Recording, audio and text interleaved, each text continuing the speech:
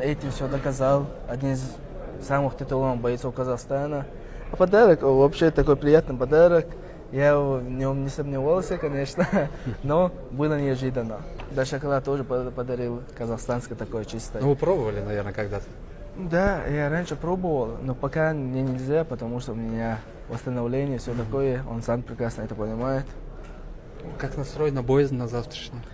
У нас стартдаун был дружеский, но я знаю, так же, как и я, он завтра, в любом случае, 15 минут боя, он будет настроен, также и я буду настроен. Показать красивый зрелищный бой. Каждый постарается одержать красивую победу.